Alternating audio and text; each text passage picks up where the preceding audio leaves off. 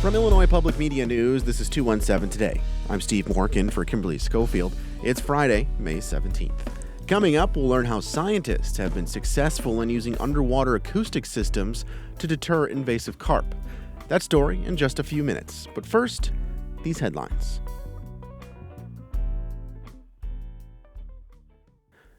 The public can now view and comment on 3 proposed boundary maps for Urbana's 7 city council wards at the city's website. IPM's Jim Meadows has more. The maps are based on a 2020 census that Urbana officials believe undercounts the city. That's because it took place during the pandemic when many University of Illinois students were out of town. The final map takes effect with the 2025 election. Mayor Diane Marlin says a lot will depend on the quality of candidates voters have to choose from. So I'm hoping that no matter what these wards end up looking like, it's the people who choose to run and represent the city. The 3 finalist maps were chosen from a field of 9. 7 were submitted by the public using free online redistricting software. The Urbana City Council could make a tentative decision on a new ward map at its June 3rd meeting. I'm Jim Meadows, IPM News. Illinois' rules against hazing could get a little stronger. The state legislature passed a measure that takes away consent as a defense against hazing. Things like forcing someone to binge drink or beating them with a paddle. Democratic State Representative Dave Vella sponsored the measure. He says because of the inherent power dynamic, people cannot consent to hazing. When somebody's pledging a fraternity or in a sporting event, or the people who are doing the hazing are always in a power position to the people who aren't doing the hazing, who are getting the hazing done to them. So the idea of consent just doesn't apply. The measure passed both the House and Senate, but not unanimously. It now heads to Governor J.B. Pritzker's desk for his signature. State lawmakers across the U.S., including Illinois, gathered this week to advocate for work permits for all immigrants. Adriana Cardona-McGigod reports. Illinois State Representative Lisa Hernandez introduced a resolution in Springfield calling on Congress to extend work permits. She wanted this to be a bill, but we couldn't move forward because of the federal boundaries there. That's because work permits for immigrants are a federal issue. But in the red state of Utah, lawmakers are trying to pass legislation in the state house that would allow immigrants to be integrated into Utah's workforce. Adriana Cardona-McGigod. The Illinois Director of Athletics, Josh Whitman, has been named the new chair of the NCAA Division I Council. The council is responsible for planning and leading day-to-day operations for Division I athletics.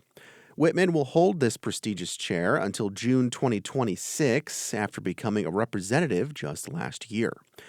Whitman joined the Illini back in 2016 and has become a highly regarded athletic director in the Big Ten Conference. Still to come, we'll learn how scientists have been successful in using underwater acoustic systems to deter invasive carp. That story coming up on 217 Today.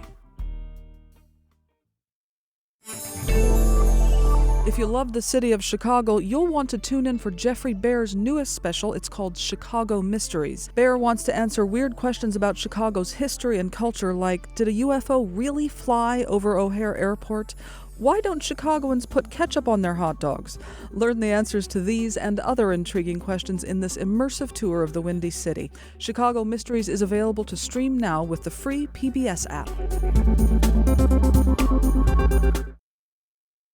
You're listening to 217 Today. I'm Steve Mork. Researchers have spent the last 2 years on the Mississippi River between Hamilton, Illinois, and Keokuk, Iowa, studying whether underwater acoustic systems will deter invasive carp. Halfway through the study, the results are promising. Eleanor Lindenmeyer spoke with the 2 lead scientists.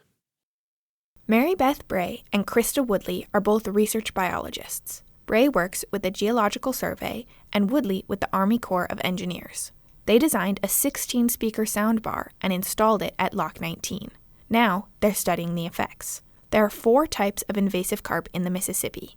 Bray says they were brought in intentionally in the late 60s and early 70s. They filter feed. They eat a lot of phytoplankton, zooplankton, and so some states brought them in to play cleanup, basically. But those plans led to unintended consequences. The carp ended up competing for food with native species like the bigmouth buffalo and gizzard shad.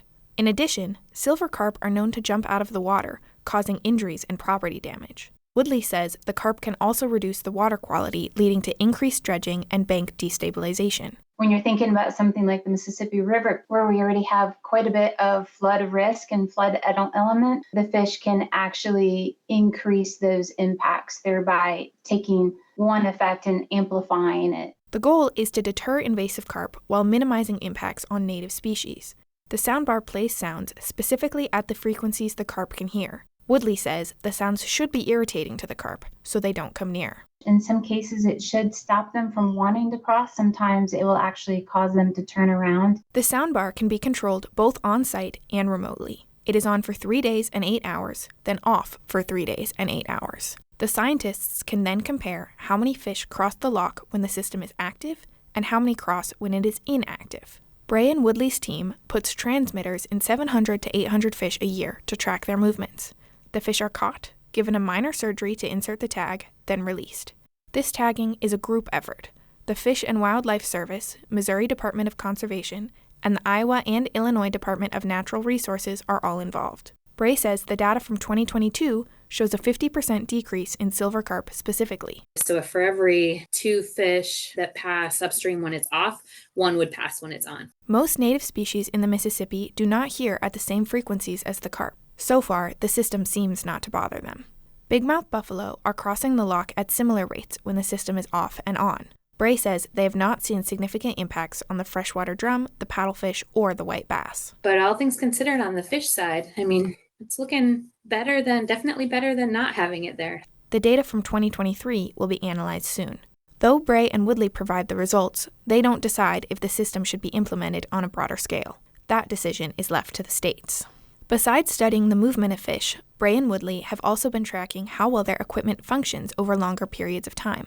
Woodley says the technology developed for this project can be used for other projects as well. It is already being used by others trying to attract fish towards certain areas or to cover up construction noise. It's had a lot of applicability and some really neat science go into it that we're able to track and hopefully push out to people that need it for whatever purpose. Researchers are studying other deterrent strategies as well. Carbon dioxide, electricity, and walls of bubbles can all be used to deter the passage of fish, but those methods all deter native fish as well. Bray says some groups are also working on combining removal methods with deterrent methods. We're trying to say, if we're deterring fish, how can we remove them at the same time? The underwater acoustic deterrent system study is set to continue through the end of the year. It may be extended with different research questions depending on needs of the partner agencies. I'm Eleanor Lindenmeyer. And finally, in your forecast, meteorologist Andrew Pritchard says it'll be partly cloudy skies today, a chance of a shower or thunderstorm, and a high of 79. Tomorrow night's mostly cloudy, a low of 60, and for Saturday, mostly sunny, a high of 82 degrees. That's it for 217 Today. It's produced by Stephanie Mosqueda, reporting today, contributed by Jim Meadows, Alex Degman, Adriana Cardona-Magida, Colin Highslope, and Eleanor Lindenmeyer. Music by the Kilbourne Alley Blues Band. Reginald Hardwick is our news director. 217 Today is a production of Illinois Public Media. Thanks for listening, stay safe, and we'll talk to you again next week. Have a great weekend.